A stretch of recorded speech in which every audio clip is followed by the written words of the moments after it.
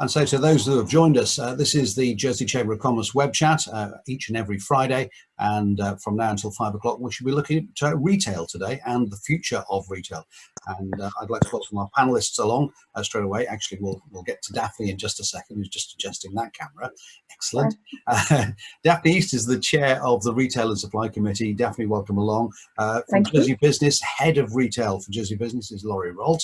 And the town centre manager is Vicky Tremoral. Thank you, Vicky, for being with us. And the CEO of Onago, a global online company which is based here in Jersey, is Paul Murphy.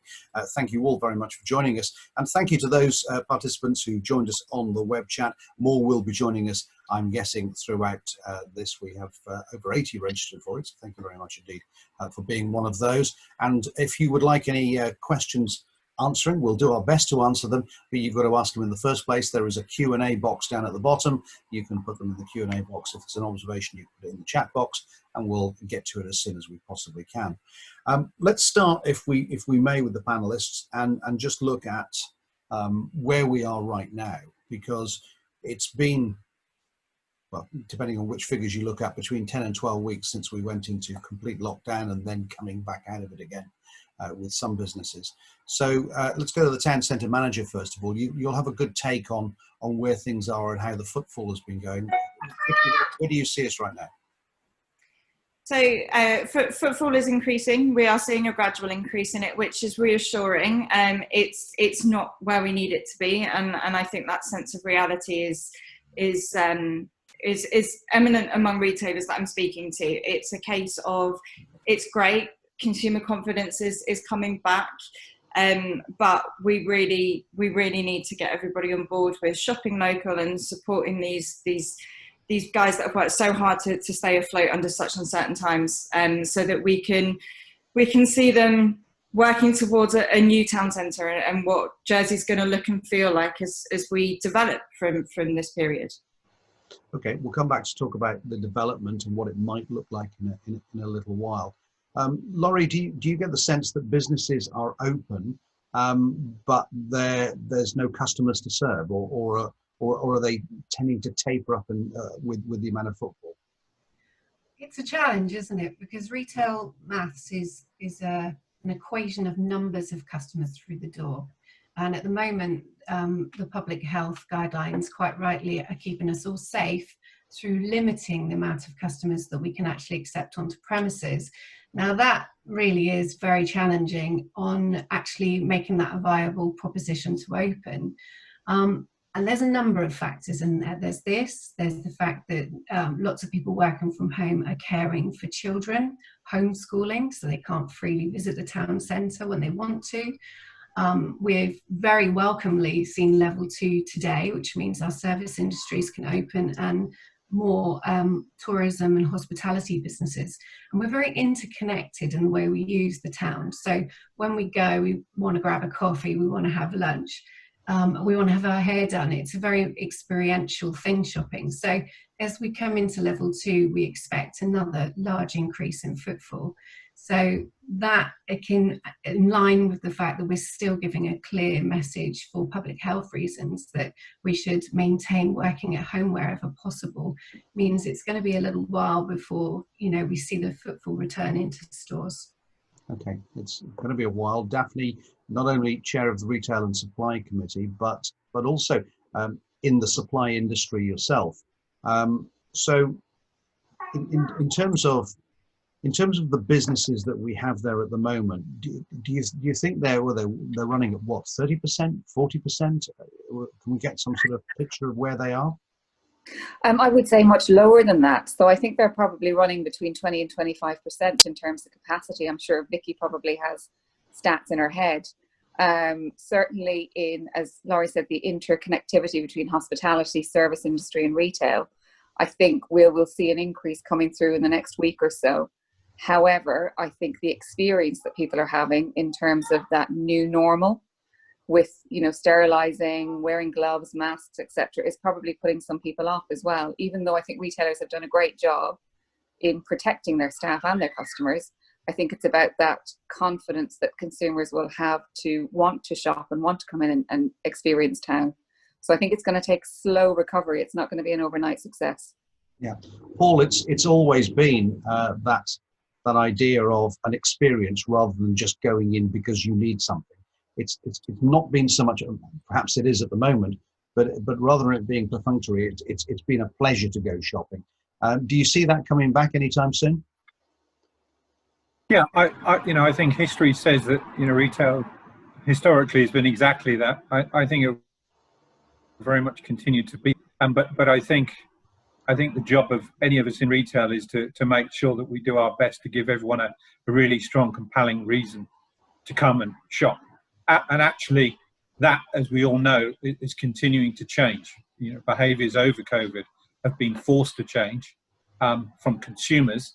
And I think now it's the time of retail and all of us within the retail ecosystem to also make compelling reasons for the change in ourselves to help people shop and do things very differently than previously. So I certainly think experiential is a great place to start. Shopping is social. Whatever you do, it's about an engagement and experiential. And I think it's upon us all to make sure that we continue to drive that in store. And there's a lot of ways to do it. Okay, experiential shopping. We'll come back and talk some more about, if you like, the hobby of shopping, which it is for some people. I'm led to believe. In a second, you alluded to it there, Laurie, when you said that level 2 is going to make a difference. Where do you see that difference coming in? Presumably, the service industries bring people into town in themselves, so it's about more footfall.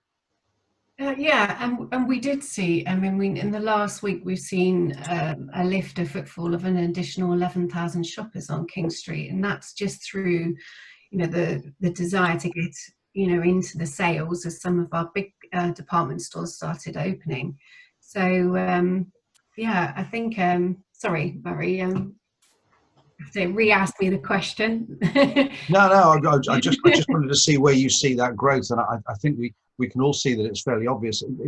Vicky, you're the one that's got the figures at hand there, and you've seen the footfall growing. You're expecting a large jump next week, aren't you, in terms of footfall from this week, because more people are likely to go into St Helier for one reason or another? Yeah, absolutely. So my hope is that not just the services, although I think the services will make a huge difference. And I've seen some queues outside salons today for sure. But I think also the ability to be able to eat inside. The last 2 days have been a perfect demonstration of why that could not have come at a better time, because even though we have sunshine now, it was pouring down with rain this morning. So I do think these adjustments to a new level are really helpful for not only giving the businesses a chance, but for also giving us a chance to boost some of that consumer confidence as well, and encourage people to try out the measures that are in place. One of the questions that came in was an interesting question that we've had already, so thank you for that. Someone would like to know, it was Chris actually, would like to know from the panel, in their experience, when and if they feel the high street and suppliers will get back to pre-COVID levels. So there's a, when will it get back, or will it ever get back? Who wants to take this first? Daphne, let's go to you first on this. I'd love to take that, because that's something that I'm discussing within the hospitality trade as well. So I think from a supplier point of view, we are planning for what we're calling 3 winters. So we believe that this summer will not be any way near last year's figures. Therefore, we're planning for winter now, winter through the autumn period, and then winter into spring next year. And hopefully this time next year, we will be in a much better place. We do think it will probably take 2 years to get back to the hot heyday and the highlights with flights and inward bound visitors. But I think if we can see an increase this time next year, we would be in a much better place, but it's going to take that long. Okay, lots of nodding going all the way around there. Paul, do you see anything different to that? I mean, do you see that is retail ever going to, and not just the only sector I would say, although we're talking about that today, is retail ever going to go back to what it was pre-COVID? I think retail's always been a highly innovative space. It's always adapted well to change. I think it's still the same message.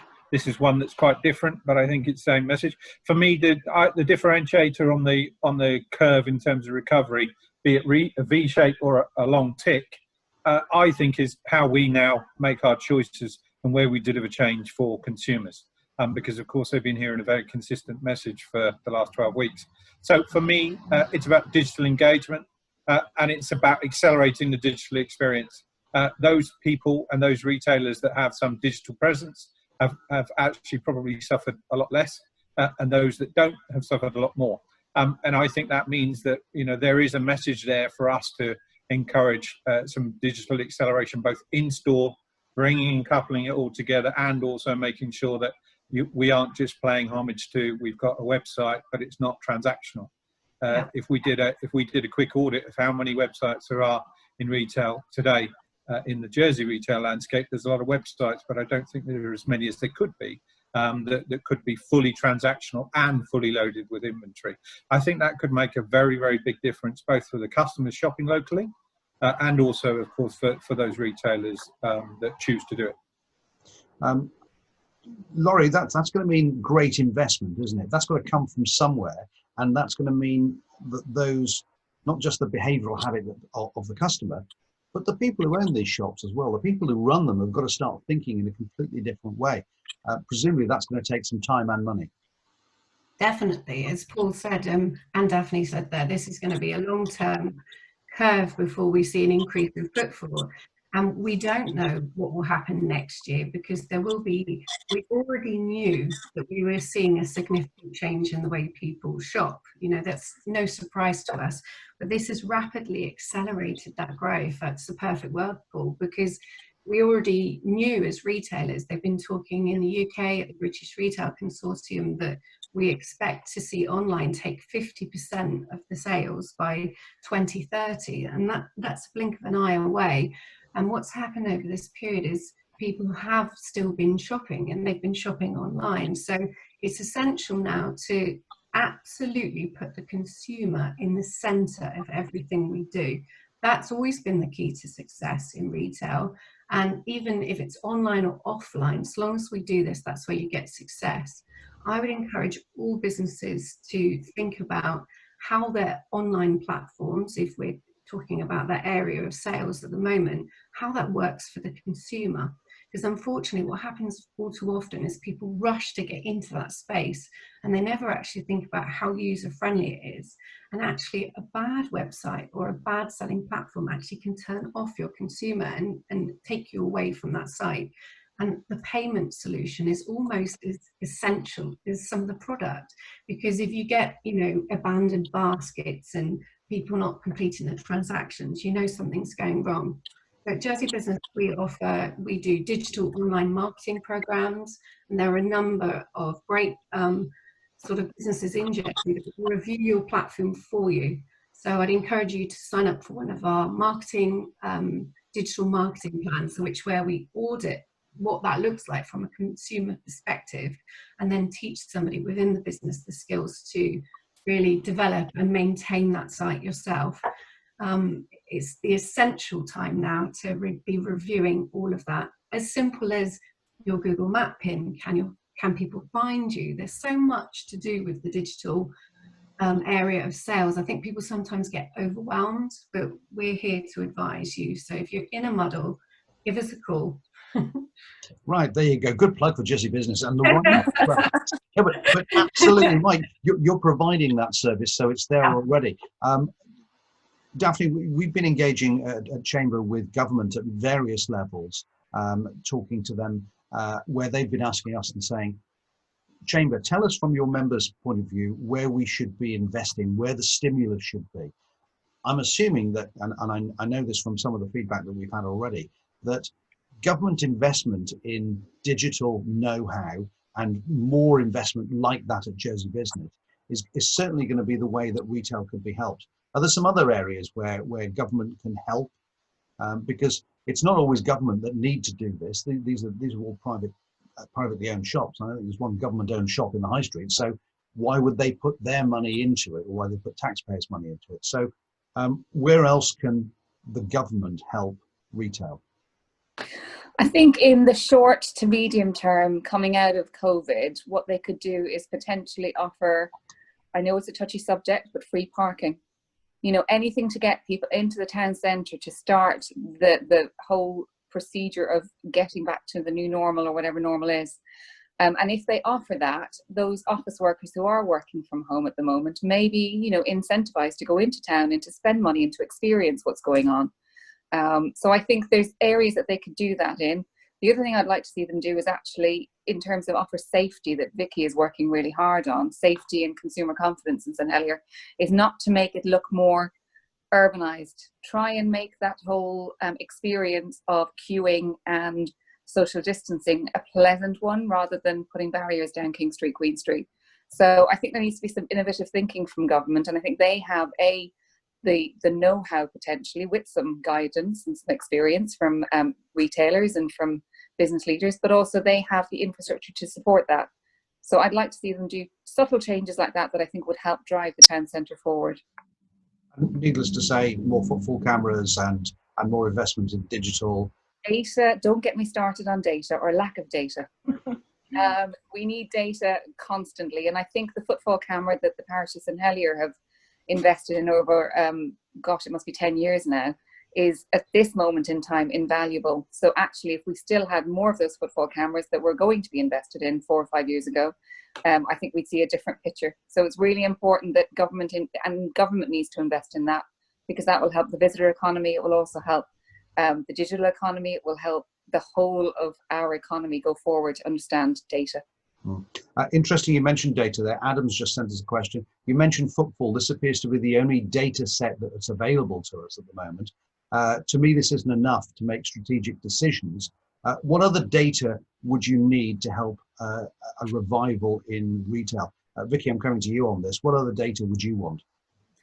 So I would really like to understand our demographic better. I think you can plot a peak in shopping down to a time or a day, but actually what we could also do with understanding is who is shopping first thing in the morning before work, who is shopping after work, who is coming into town on a Saturday, and is that going to affect the average spend of your customer? It's all data that actually retailers would really be able to utilise positively.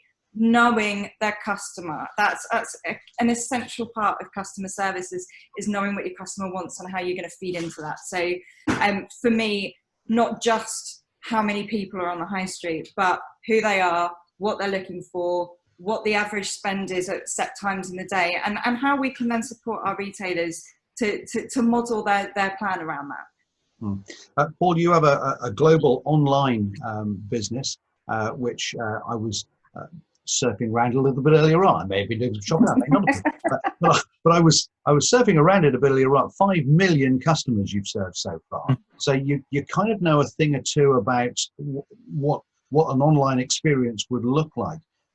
So, you know, for the basics of that store that's got a website that just is a placeholder, if you like, almost, for want of a better term, what should they be looking at? Laurie mentioned the checkout experience. That's pretty important. Yeah, you know, for me, online is about building trust, showing your capability, and offering your range, making sure that it's submersive in terms of the insights that you give consumers around the product that you're selling. It has to be engaging.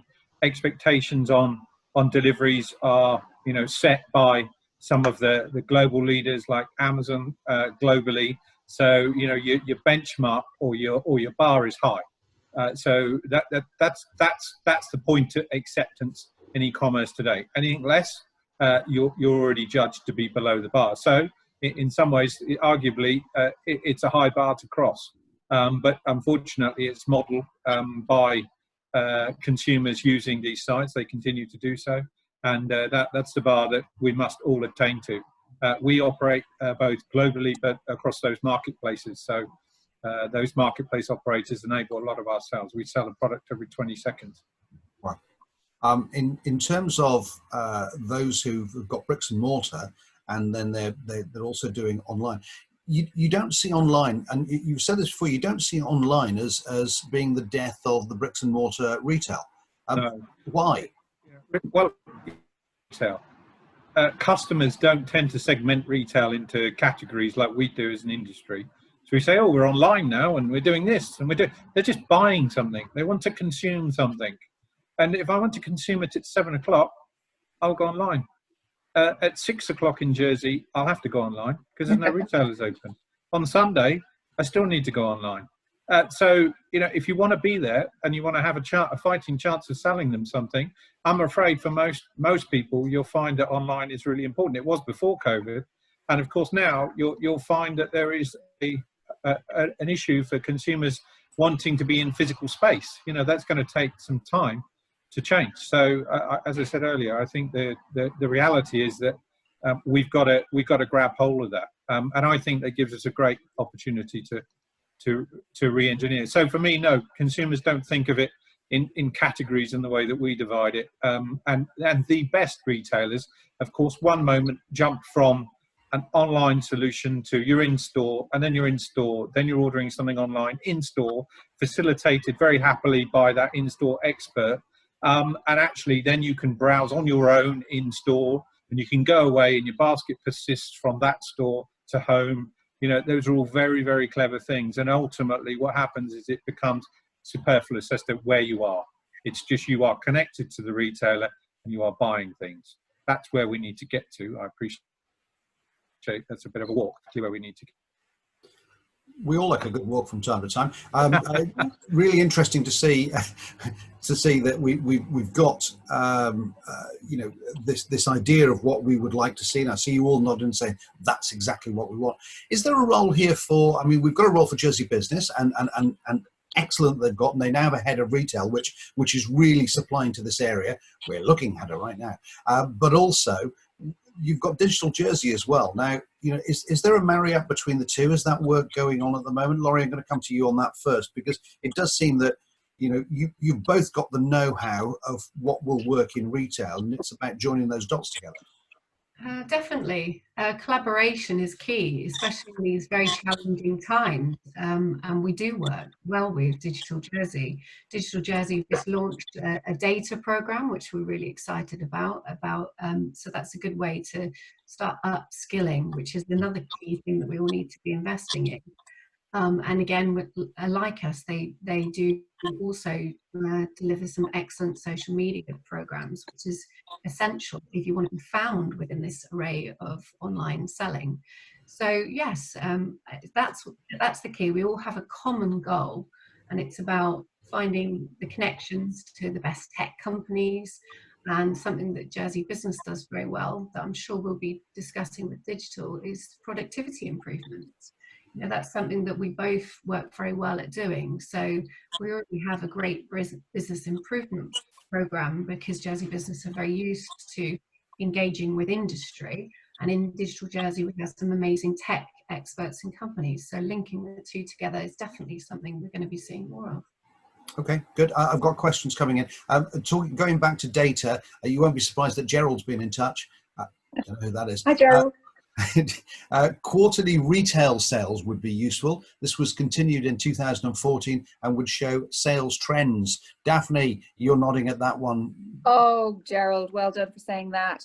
And I think that forms part of the whole retail strategy that we're missing as well. And that needs to be fed with data in order to be substantial and make change for retailers. So yes, that is something that we're missing. I think Vicky is looking potentially, we're looking at collating that data through Springboard at one point. So potentially there is a model and a format that we can do that in. It's just who's going to pay for that to happen. And I think previously when it was suggested, it wasn't important enough to retailers to pay for it. So I think that it needs to be done. Whether government have that funding through a retail strategy pot is yet to be seen. But I think it's important, very important, that we do that. Just can I mention one more thing on data that I didn't mention, which is movement of people around town. I think that's key for us to understand, and that is plotting the whole movement from car parks. Are people cycling in? Are they walking in? Do we need the car parks we have? Do we need more car parks? Should we close roads? Do you know what I mean? I think we need the whole picture as well to build up exactly what our town centre is going to be in the future.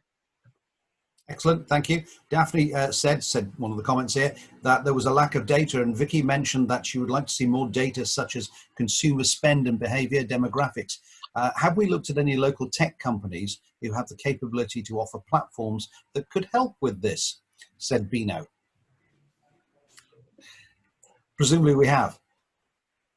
Yeah, so believe Bino will be asking the question, because he's one of the businesses that has put himself forward to support this endeavour, which is fantastic.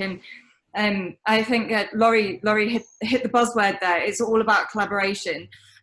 What we are in a position to do now is to explore every option, to look at how we utilise local, but also how we utilise platforms that are already in place as well.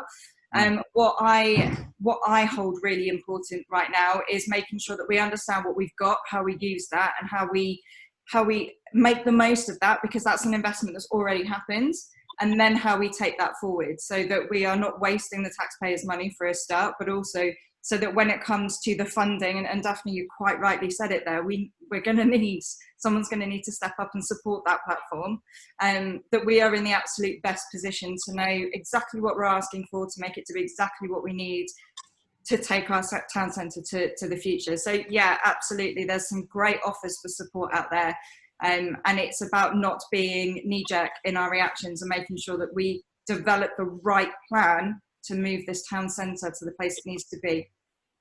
Okay, got questions coming in on Bubbles, Broad Street, and on rates as well. So we'll talk about those in a moment. Philip's joined us, just talking. Thank you, Philip, for joining us, by the way. Good to hear from you. Talking about the new St Helier and the fiscal stimulus and the economic recovery. The key is to make a bid for all sorts of things. Buying local was not seen previously as the right thing. Presumably buying local now is one of those. Very important. You were in the paper last night, Daphne, talking just of that and ways that we can do that. We've got a long way to go on that yet to get this across the line. And it's not just about consumers, is it? No, it's not just about consumers. It's about the retailers having the investment and the skill set to be able to deliver that. And I think Paul, being an online retailer, knows exactly, as he mentioned earlier, what is required to get us over that line. We do need to buy local, but also local needs to want to buy local. So it's about consumer education, retail education, investment in an online platform, and then we need to drive it forward as much as we can collectively. So I think we all have to take responsibility in that, not just the retailer government, but the consumer, and all of us within Chamber as well, to facilitate that, including Digital Jersey and platforms. Paul, you can come in there by all means. You know, we all know a few global marketplaces that do quite well, and the key to those, I think, is that we've already got some great greens. We've all seen various applications of that come through in COVID. I think the Fetch team did a superb job, as others. But I also think that marketplaces are both supply and demand based. You need both. It's a very, very difficult thing to just switch on a marketplace without both of those, and there's an awful lot to be done there.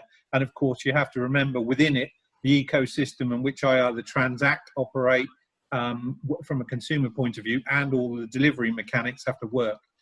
That's a big collaborative, collective push.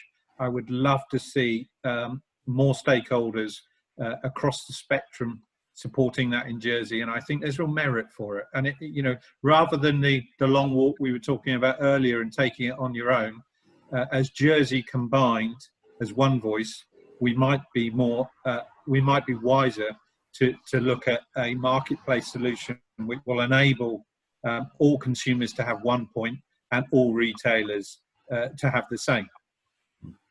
You mentioned Fetch there. Thank you to David, who's been in touch.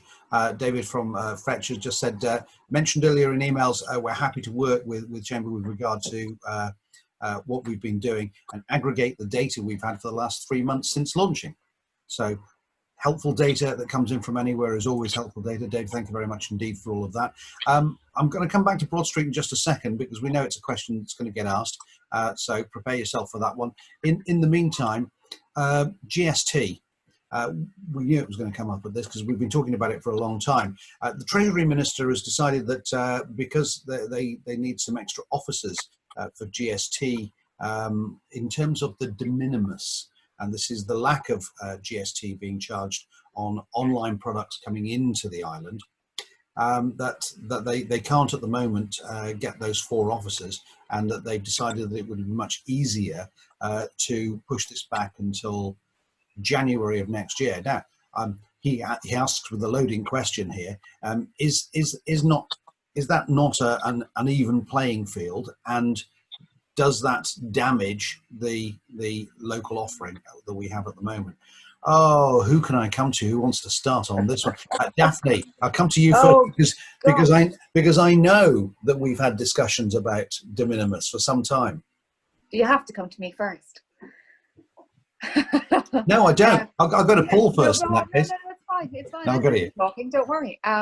Yes, I think at the moment, and I've been very vocal about it in the past as well, I do believe it's an unfair playing field. And I do believe at the moment it's a very unfair playing field, based on the fact that we, through no fault of governments or anybody else's, went through a pandemic where people were encouraged to buy online because they were at home. I think now we've got the town centre open, we've got footfall required to be in town. Therefore, we should be discouraging people to buy online, and we should be encouraging to have a level playing field in the town centre and in all retail across the island. So I think moving it to January because it was easier is not a very positive thing for our town centre and for our retailers. I think there should have been more data around why it would have been a more positive thing to bring it in straight away, and hopefully they will have listened to the discussions that have been had over the past week or so, and maybe do that sooner. I think it would definitely benefit the town centre and benefit people locally. Paul, you know you're going to be next on all of this when it comes to GST. You've been doing a little bit of work on this, and you know a thing about online, as I said before. So, are we losing out by not removing the de minimis for incoming goods? It's never going to be popular with the consumers who use online services, and therefore it's not going to be popular with politicians. So, it is a bit turkeys voting for Christmas, isn't it? Possibly. I have to say, though, as an islander, as we all are, I think we've done a great job of getting through COVID, and we'll do a better job of getting out of it if we make some wise decisions. And so for me, one of those that we should really look at very closely is this one. And for these reasons. One is, I think consumers and islanders will support that actually let's look more inward, support more inward. And actually, I think the sentiment would be there now, more so than perhaps in the past. So I think timing is critical. To Daphne's point, if we choose to put it back to January or June, I think we will have missed a great opportunity to reposition this in people's minds. And let's be honest about it, it's a very small percentage increase on the incoming value of the item you're purchasing. So I think the differential isn't as great as we might think. And I also think that if we go around the other way, the burden of work is going to be more on Jersey retail than it is if we do it this way around. So in other words, if we change the transactional value inbound, we actually might actually turn some of the transactions back into Jersey, which I think would be a great thing. So actually there's a win in terms of government income, which of course we all know is required at this point in time to balance the books. And I think there's also a huge opportunity for it to actually level some of the playing field for retailers. Let's not forget, we're talking 5% versus VAT, which is obviously considerably different. And we're also talking about economic buying power of big conglomerates in the UK selling items that they buy probably considerably more of than most Jersey retail operations. So there is still a differential. So in terms of the real pain from a consumer's point of view, I don't think it might be as big as we might fear. And actually, one thing I learned in my career, if you often ask retailers how expensive they are, most of them tend to think they're really expensive. And if you ask consumers, they tend to tell you they're not as expensive as they think they are. So I think there's a job to be done there. Data would help, coming to the data point, because we could really articulate that better. I've made some hypotheses and some various statements, but we really do lack data. But there's significant income and possibly significant uplift for retail, which of course is what we're talking about.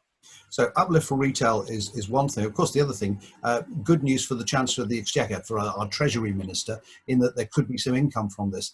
They say it's insignificant. You say it's probably not insignificant. Yeah, it depends who retail economics and do the math. The retail GDP in the UK is 394 billion. 19% of that is online.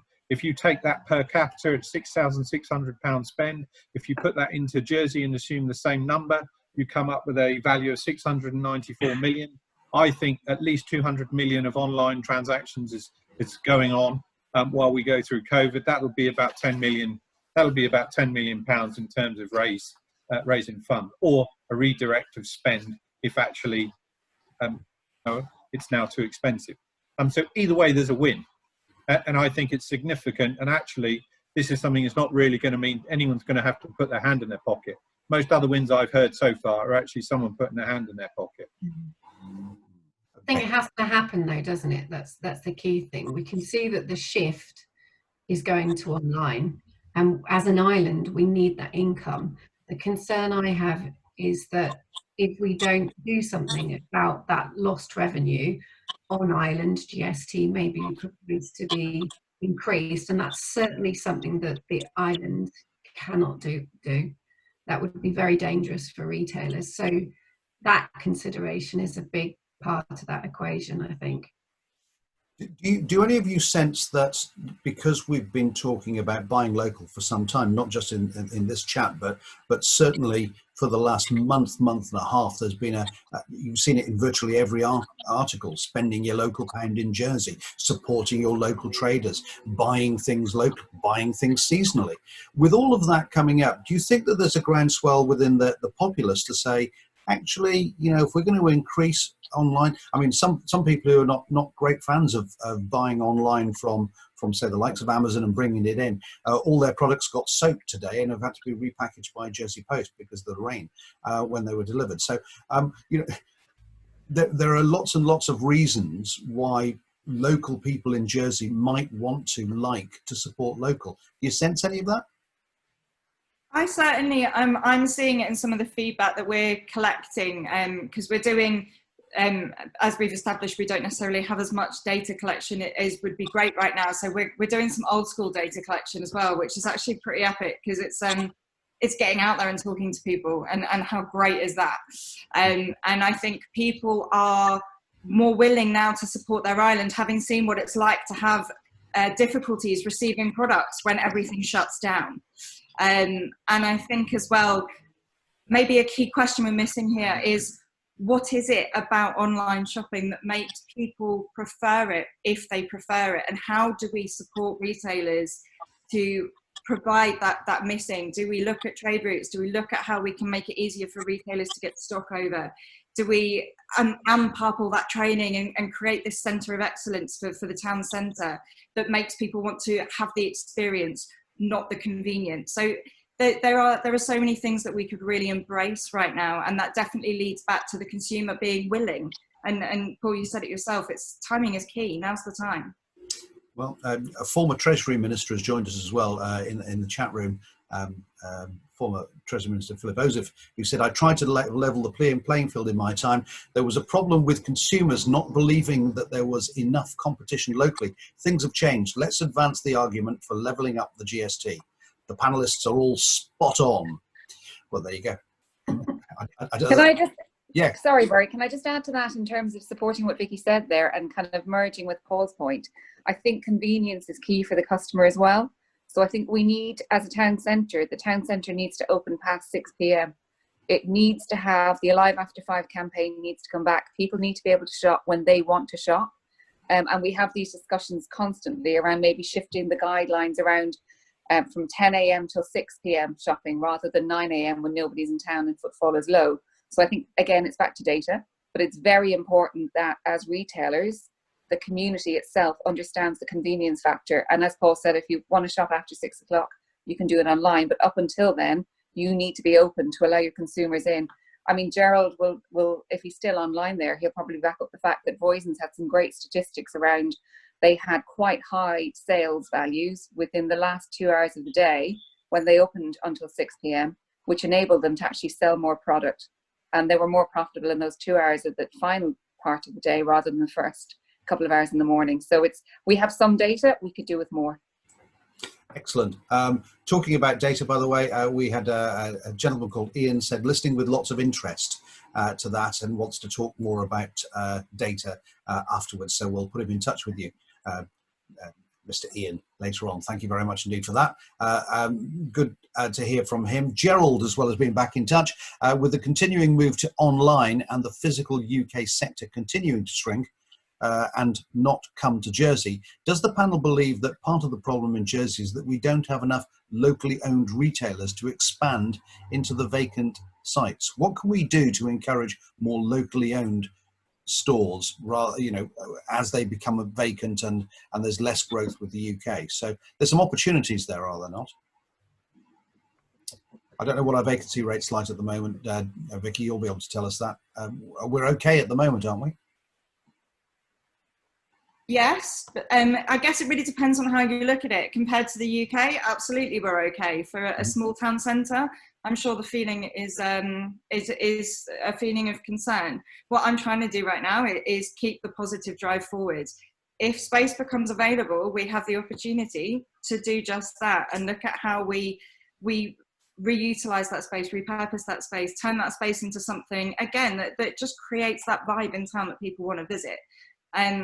I think it's key right now that we hold on to collaboration. I think it's key right now that we use this opportunity to make some positive changes. And I know that everybody here has been trying to do that for years, and now we've got the opportunity.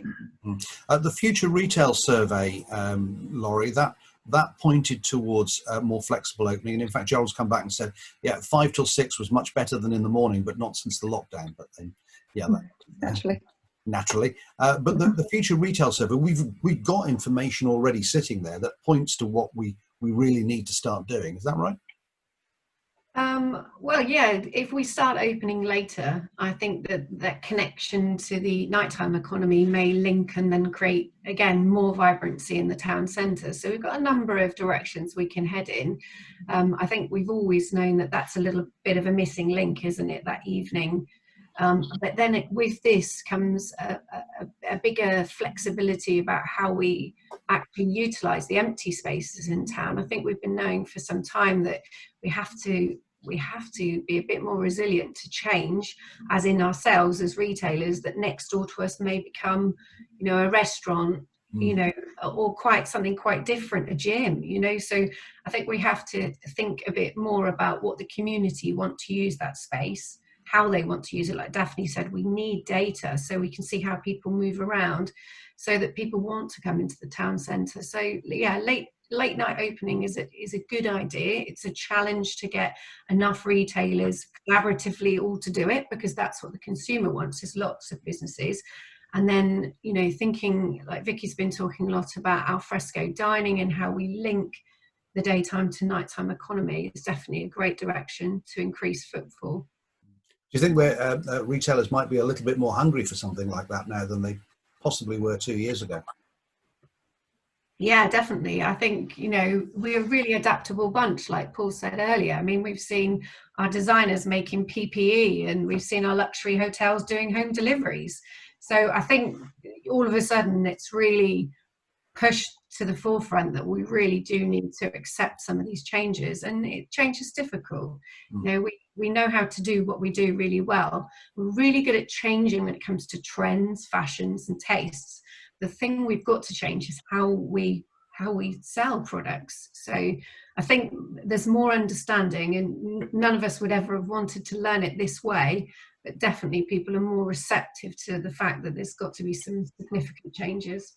Okay, Tim joined us in the chat, and he's interesting comments there. Jersey has its own currency. Is there any way that a local payment platform could be created to reduce the online-offline costs per transaction, saving about 3%? So there's an idea. There are some more other ideas about a local voucher system as well, which are moving around at the moment. And I just wonder if that's a way of encouraging a stimulus into local shops by having, there are plenty of voucher systems out there already, but if there was a voucher system that was connected to funding, perhaps that might be a way forward as well. Does anyone see anything like that working? Is there any legs in any of this?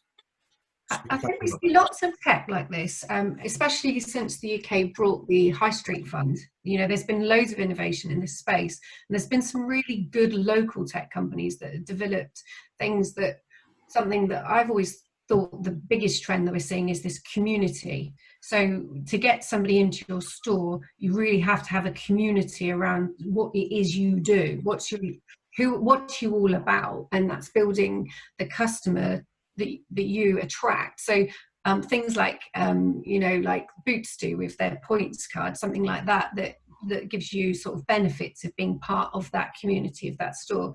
So those are some of the best solutions that we've seen. I think the most important thing is discussing them all together, because there's so many different ideas.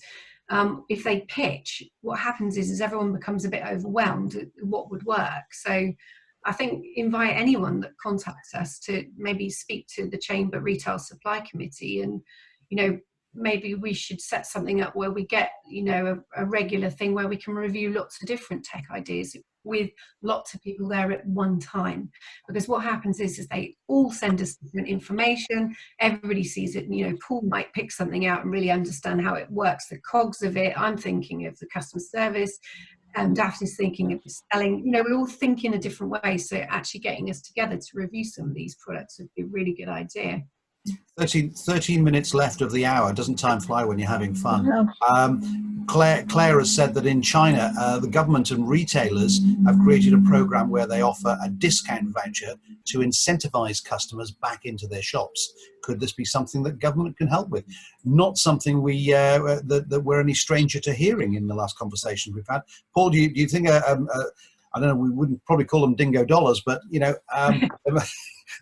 must be something that we can use in a voucher system for local shops. I'd say it's, I think it's a very short-term stimulus. I think it's a possibility. I personally would say that it's exactly that. If that's what we think collectively is the right thing, then test it. I personally would say no.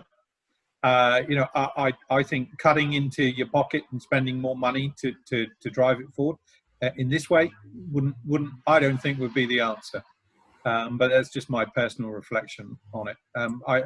I get it, but as I say, I don't think it would stimulate long-term behaviour. This is 12 weeks of change and experiences that others have had in retail. And I think a short-term cut, a big sale, yes, you'll stimulate some volume and you might gain some traction, but I think it will go quickly. And I think there's risk of rewarding the wrong thing. So whatever that would be in spend, I would critique and say, okay, what's the value of that?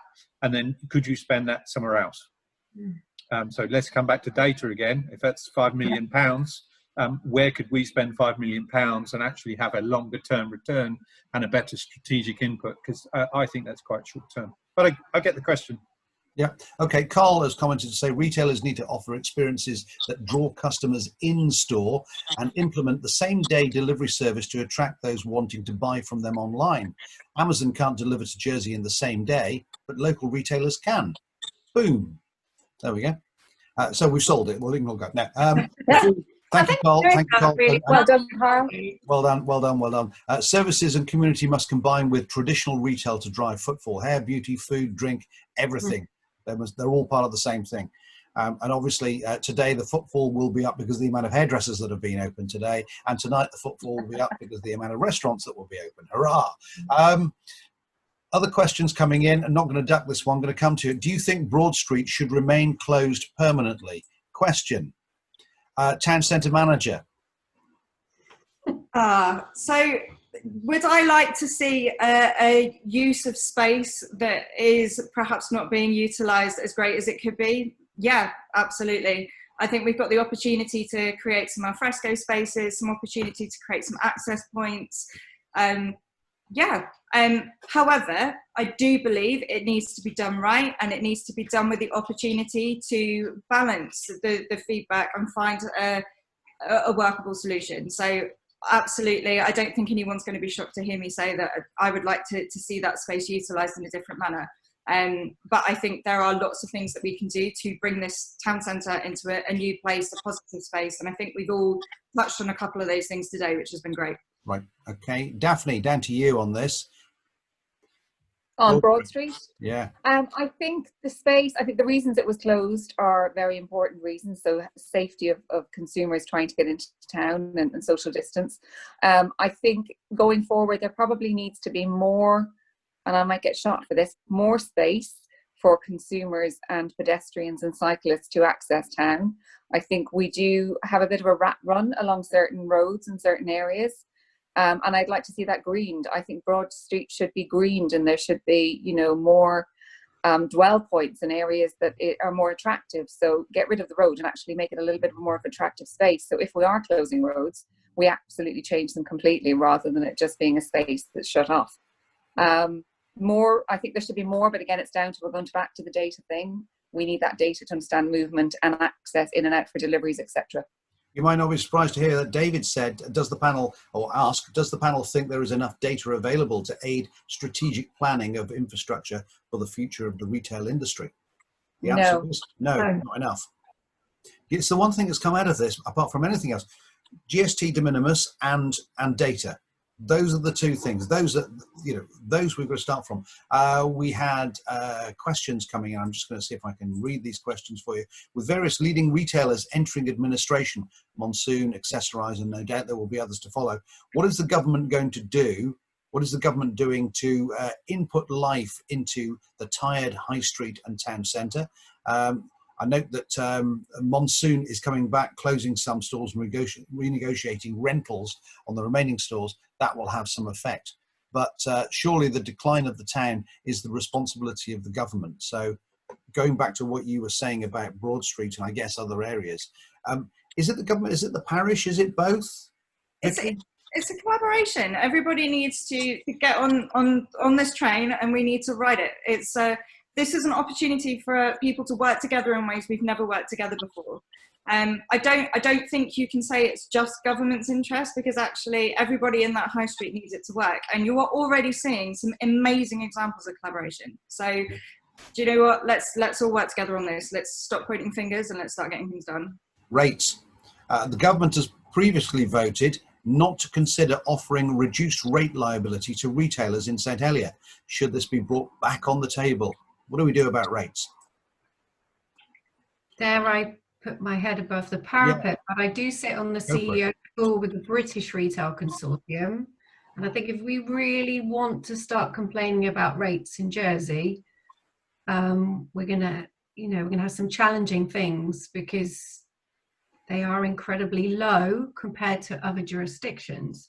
And again, I'm going to get the most hates for that, but you have to be realistic at what the costs are in trading in Jersey. And I'm sorry, but rates are not the main cost problems that we have over here. I think if we're going to have really difficult discussions, we have to be honest about them. And actually, the big discussion is more about commercial property and how we look at how we're going to use these large spaces that maybe won't suit some of the new entrances into the market.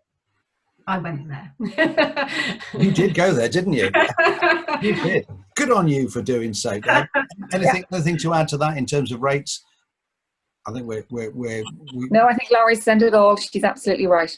Well, we just blame Laurie. Laurie said it, not us. Yeah. Do you think that, thank you for this question, do you think that creating an air bridge / bubble with Guernsey should be our main focus to save this year's summer?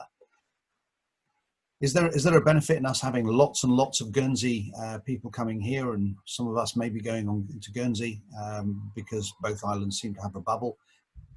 Any advantage in that? I think we need to find a solution that works for inward tourism. So, we need to, that's a public health decision, isn't it? But, if it doesn't work for tourists coming into the island, then maybe it's not going to be beneficial to the economy in the way we need it to be. But that has to go on, public health advice, doesn't it? Okay. Well, we have 5 cases. They have no cases. We've seen, if you compare 105,000 in a population to 5 cases, maybe. Is anyone concerned about the fear factor when it comes to government messaging? Because the government messaging was very, very good in getting us to stay at home. The problem is now we've got to undo the knots that was all tied into. I was reading today that the government guidelines on level 2, quote unquote, said something about level 2. This is us going through the new normal and living with COVID-19. I'm just unsure that we are actually living with COVID-19 right now with just 5 cases. So are we being too cautious? I know you said it was a health issue, and I agree with you completely. But do we need to lift the confidence a little bit more? I think level 2 guidelines are very woolly. I think they're open to interpretation. There's a lot of confusion from particularly hospitality customers around what they can and can't do. And I think there probably needs to be more clear-cut conversations. I think that the messaging at the start was very poor. The messaging halfway through COVID, government got better at, and now these guidelines seem to be very woolly. So I think they need to say, you should shop and you should come into town and you should experience everything that Jersey has to offer, but with these particulars. So you need to obviously wash your hands, you need to be careful, you need to use sanitizer. I think there needs to be clear-cut, simple guidelines instead of 4 pages of documentation that a retailer or a cafe has to read and are still confused by. Are we being too cautious? I think we need inward visitors, like Laurie said, otherwise the island will not recover. Okay.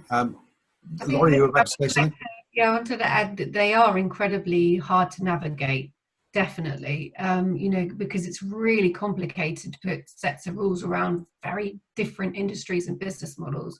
So we have tried to sort of unpick that at Jersey Business, and we've put some links and fold downs on our website. So hopefully it'll be easier to navigate, because we're the guys that help the businesses implement these things, and we can take calls if people are really misunderstanding what it is they're expected to be doing. But it does look like we're heading towards level 1. We can look forward to then a bit more clarity. I think if once we're into the 1 meter distance, I think things become a lot easier to set clearer guidelines in some very complicated different business models. Well, you can go to the gym. This is next door to the cafe, but you can't sweat. So that's difficult. But you are allowed to now sweat, but you've got to exercise in enough, little enough that you can have a conversation. And I'm not at my chattiest when I'm in the gym, so I'm going to. So that was one thing there, and of course it's 2 meters distance at the moment, and the new government slogan is called "Safer Together, but apart." So I just wanted to put that one out there. So some good points coming out about data, some good and lots of people agreeing with us concerning Broad Street. Actually, former Senator Osif was responsible for moving the taxi rank. Apologies, but I maintain the view that this is vital retail environment. Let's encourage a partnership with St Helier and the Jersey government. We can live with the virus and prosper. We can live with the virus and prosper. There you go. A couple of messages coming in from there. Thank you very much indeed. Good point Daphne made. Level 2 also suggests work from home, and we're wanting people to encourage to shop, but they're working from home. So maybe some messaging needs to change on that.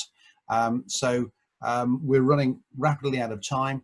I'm very much mindful that people have got other things to do on a Friday at 5 o'clock, so I won't keep people much longer. But I'm just going to go round from one to other and just wrap up here. Vicky, if you've got some messages at the moment, if you like, for government and for consumers, what would they be? For consumers, I think it's not live with the virus, it's live with the opportunity for change. Come in and experience your high street. Everybody is working so hard to create this great environment. There is work to be done, and absolutely the parish and government are already exploring some great relationships, but essentially there's great relationships being formed across the board, and that's so important. So yeah, give town a chance, and you'd be surprised with what they've managed to do whilst we've all been staying safe, and we need to embrace it if we want to see that positive change moving forward. Now's the time to support it, and now's the time to get behind it. Daphne, 1 meter confidence. We need to move forward with a bit of confidence, don't we? Yes, and I think we need to move to 1 meter as quickly as possible. But also, let's think about shoppers who have been shopping throughout the pandemic in food retail. So food retailers have been absolutely fantastic through this pandemic, and people have shopped. So actually, if you're shopping through the pandemic when we're all told to stay at home, you now, with a little bit more freedom, can go and enjoy the shops in town. So I think confidence, go to 1 meter, for consumers. I think for government, we need to look at food security. We need to look at this plastic bag ban that's coming in. We need to look at family-friendly legislation. Sorry, I've opened a can of worms now, haven't I? See, you mentioned plastic bags, and then you mentioned family-friendly.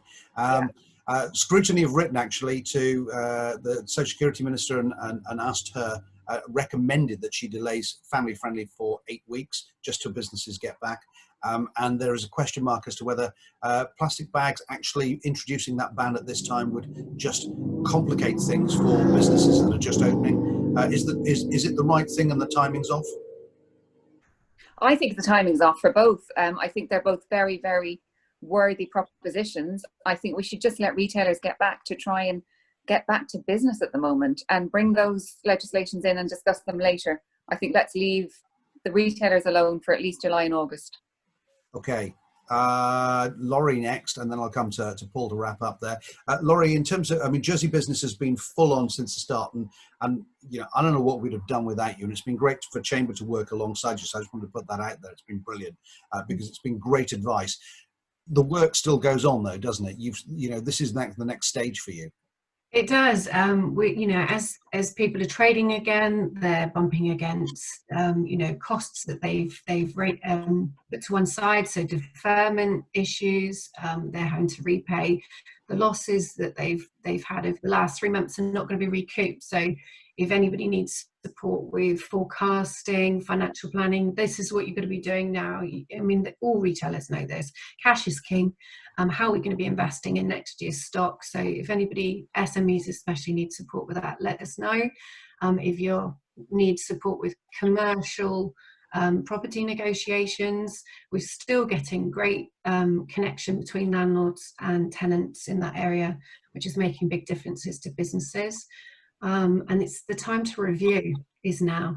Think about who your customer is, where your customer segments come from, and where you're going to make up the losses if you're maybe tourism based or something like that. And review your online channels and your marketing strategy. This is the time to reinvent and reevaluate. Reinvent, reevaluate. Paul, there is a future for retail. I'm sure of it from what I've heard today. Are you optimistic? Yeah, always. You know, for me, I think there's some imperatives for government. Help us with data. First question. That will help everyone. Second one is make some wise decisions on where we really put the funding. We've already spoken about GST, so I'll make a call out on that again. Those are the two government points. I think I have 3 points from a retail imperative point of view. One is that customers want to come back and they want to be safe. And I think there's a huge job to help customers feel safe in the environment. It goes beyond sanitizers. I think there's a lot that can be done there. And some of it very simply. Secondly, I think that we as retail need to make sure we create a compelling reason for people to spend. And retail is about the coffee, about the haircut, about all those associated items. If we all collaboratively took an approach and said, we'd like £100 transactional spend out of every consumer up the high street, and we'd all like a share of it, that might be a nice thing to align around. And then the third thing is we mustn't forget consumers' behaviours continue to change, the demands continue to change. It's our job in retail, as it's always been, to innovate and give the customers that pleasure and that delight of making sure we do it. So the 3 imperatives are there for retail, I think, and the 2 I mentioned for government. But certainly in terms of optimism, yeah, you know, people are still shopping.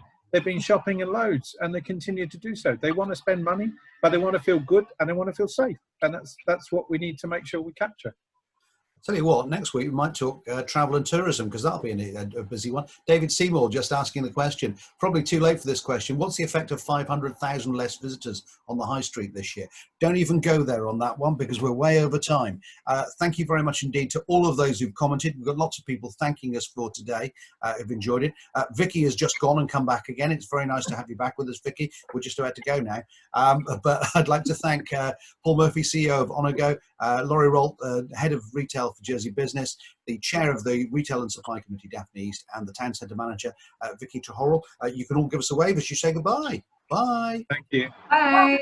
Thank you, Murray. Thank you very much indeed. And we'll have a great weekend, everybody. And we'll be back next Friday with another webinar from 4 till 5. Take care. Bye-bye.